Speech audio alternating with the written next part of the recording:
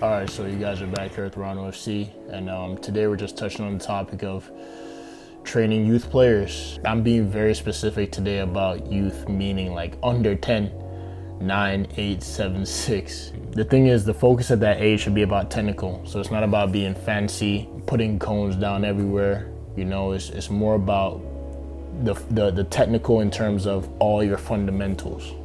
Some coaches, they want to have the idea of having all the players express themselves, but if you want to develop a good individual, you cannot have players expressing themselves with nothing, like not knowing anything. We want to have players that know how to express themselves, but if the player doesn't know how to receive the ball and control it, doesn't know how to dribble properly, doesn't know how to trap the ball out of the air, the whole expressing themselves thing doesn't even make sense, because what are you gonna express?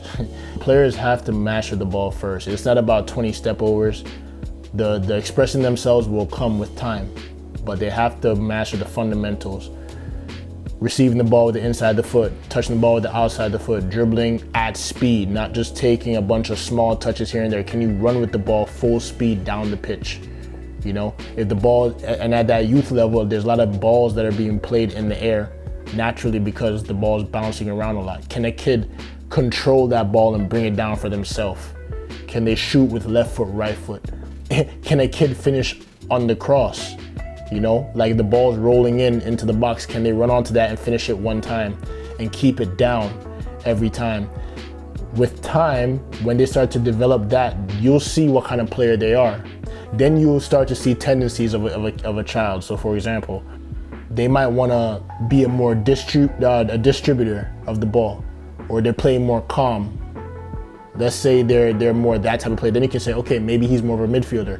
Maybe the kid that has all the fundamentals, you start to see that he's fast and he wants to dribble and take people on.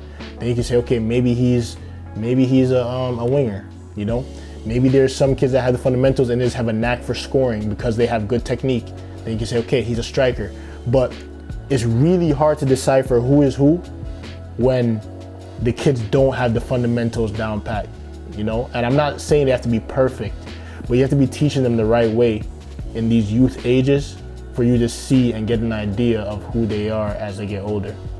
Something happened in football where it just started to be a oversaturated market of just like coaches who are teaching step overs on cones and turning on cones, and it's like the players are not even able to even replicate it. They don't even know how to replicate it because they can't even control the ball in the game yet. The idea of wanting kids to express themselves is there, but they don't know how to make that happen. And I think the main thing is that realizing that it's not about putting down 1,000 cones. It's not about finding the most different or the one drill. Sometimes it's as simple as this: go find a wall and beat it against the wall as much as you can and control that ball that's coming back to you, and run around with the ball a little bit, add speed. You don't even need cones, really.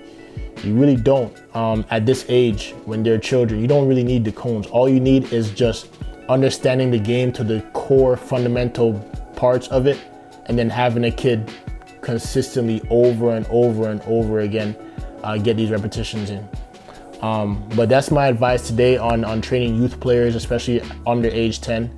And you're back here at Toronto FC, and I have plenty of videos and ideas and advice coming forward. Like, share, subscribe, share with a friend, and see you around next time. Take care.